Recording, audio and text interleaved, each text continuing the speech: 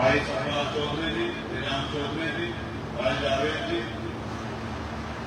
और भी पिछली मंत्री में भी भाई नीटू जी, जो सम्मानित साथी हमारे यहाँ में, उनका आभार प्रकट करता हूँ। भाई अश्वनी जी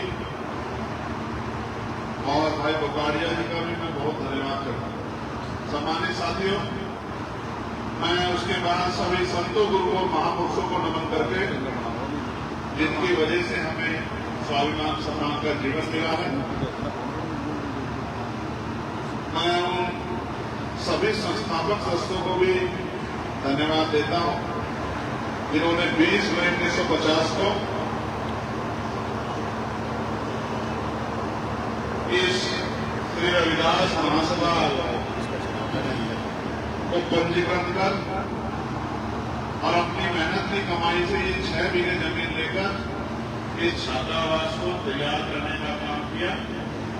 और मैं डॉक्टर ब्रजपाल जी से मौका पर एक बार खड़े हो जाए। डॉक्टर ब्रजपाल जी भी छात्रावास में रहे हैं, ये बड़े गौरव की बात है। इसलिए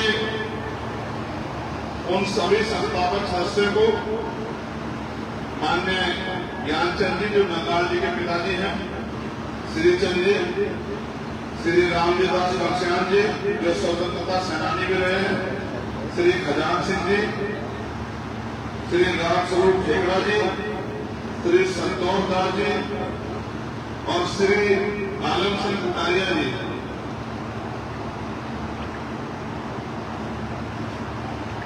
जो इसमें सहयोगी रहे, सरदार प्रीतम सिंह जी,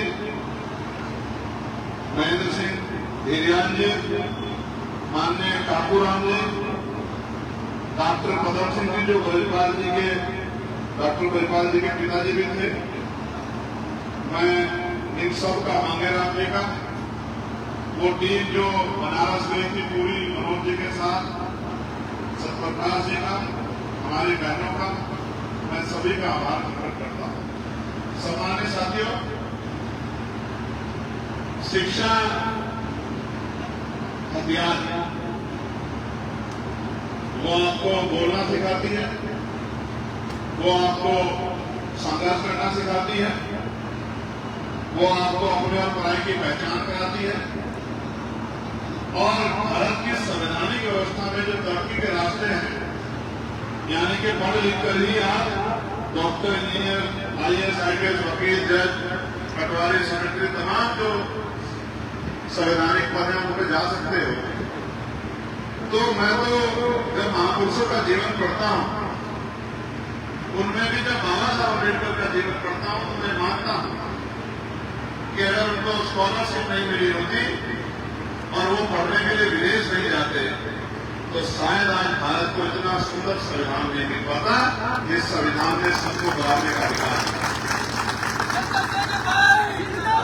बचे हुए समाज को, ऊंच नीच की व्यवस्था को, छोटे बड़े के भेद को, महिला पुरुष के भेद को, सारे भेदों को अगर खत्म करके सबको भाईचारे के सूत्र में बांधने का काम किया है, तो वो डॉक्टर बाबा साहब अम्बेडकर के संविधान ने किया।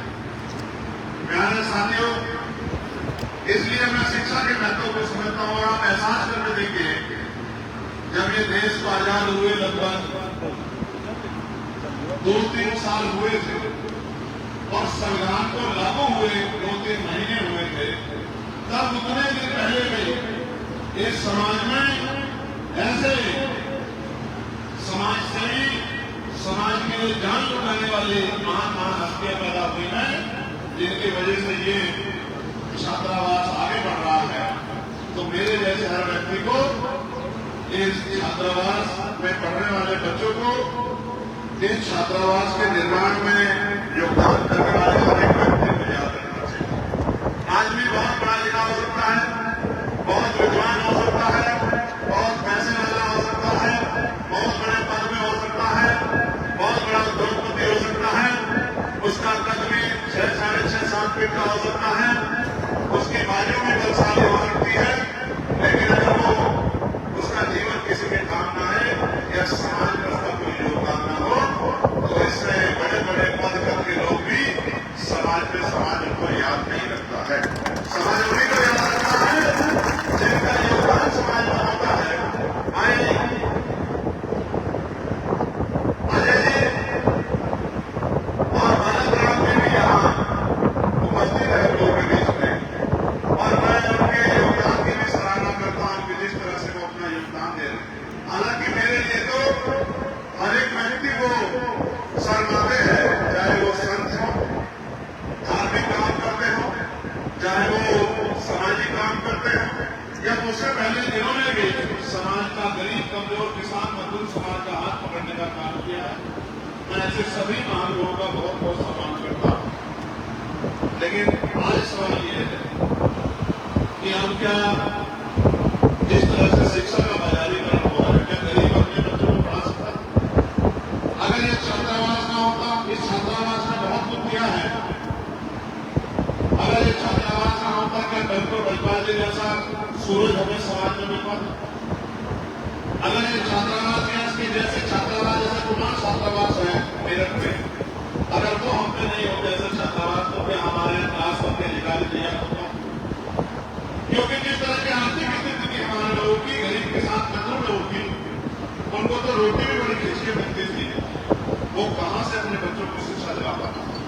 ये विचार की शक्ति है सम्मानित बंधुओं कि हमने अपने महापुरुषों के विचार को अपने सर माथे में लगाया, और जब बाबा साहब हमें कहते थे कि शिक्षित रहो, संगठित रहो, संघर्ष करो, हमने एक रोटी तो खाई, लेकिन अपने बच्चों को पढ़ाने का काम किया, उनकी रीढ़ मजबूत करने का काम किया, उनके हाथ मजबूत करने का काम किया।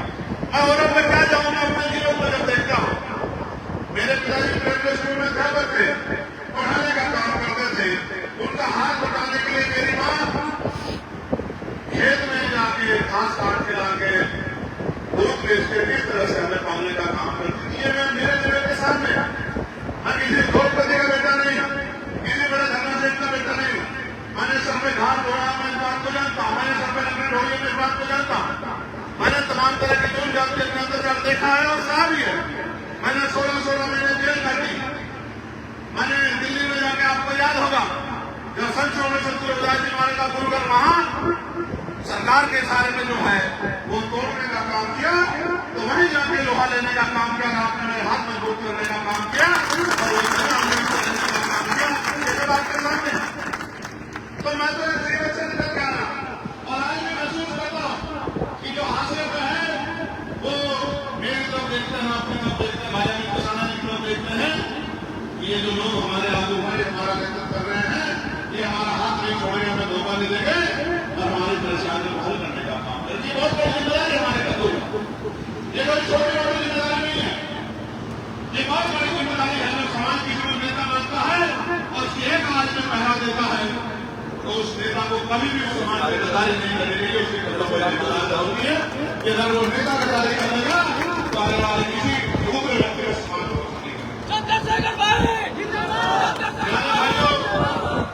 आपने मुझे पार्लियामेंट में अपनी शक्ति लगा कर दिया। संतों ने जाके वहां अपने मान सम्मान गरिमा को पीछे रखकर प्रचार करने का काम किया, समाज को बताने का काम किया कि उनके से लड़ाई कौन लड़ रहा है, उनके लिए जान की बातें कौन लड़ा रहा है। मैं इसलिए आपको अपने घर में रहूंगा, आपने अपने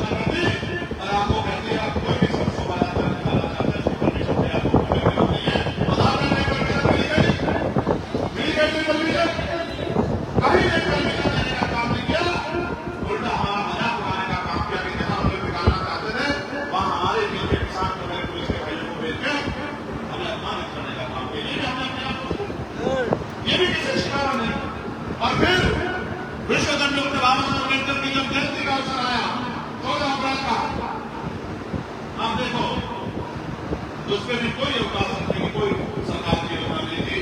मैंने माननीय जी को राष्ट्रीय पर घोषित किया जाना चाहिए, तब जाके सरकार को लगा के जब से बहुत बड़ी मांग कर रहा है, किसानों को समाज खेती करना पड़ेगा, वरना ये समाज को बड़े समझ आएगा, जब हम इसे वोट को अपने कुछ का आवाज हो जाएगा तो फिर जाट करके आपका शुरू कर देगा। लेकिन आप ईमानदारी से बताओ, क्या बहुत सारे काम करने होते हैं? क्या आपको कोई नहीं परमिशन मिली?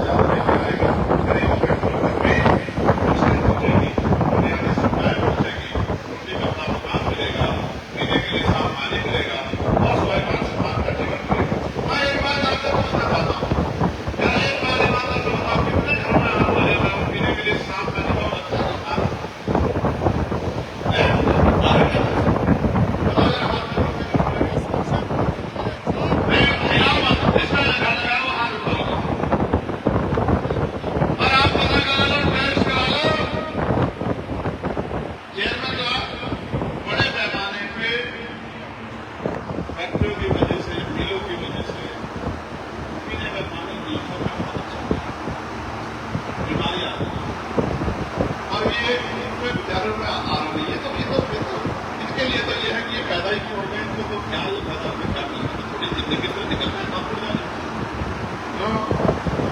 जीवन जीना कोई बड़ी बात नहीं है, बड़ी बात है स्वाभिमान सम्मान से जीना, बड़ी बात है हक अधिकार के साथ। वरना ऐसे तो जानवर भी जीवन जी रहे हैं। प्यारे भाइयों, आप में तो दिमाग है, मेरी बहनों माओ, आप में तो बुद्धि है, आप अच्छा चीजों को समझते हैं।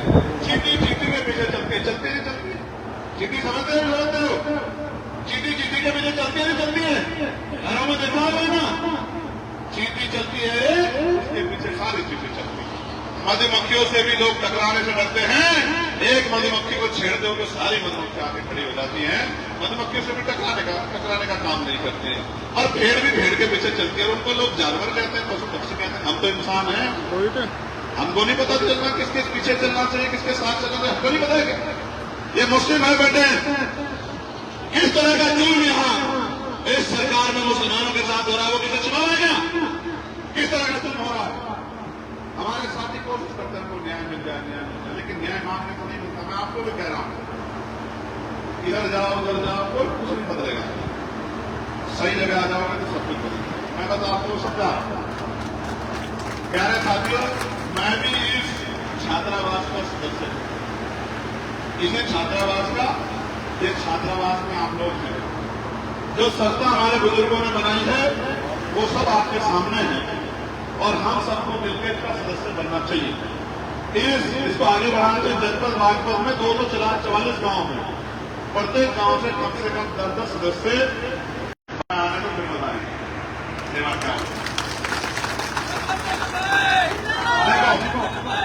मैं दो चीजों का जिक्र करूंगा और ये आपको समझ आएगा।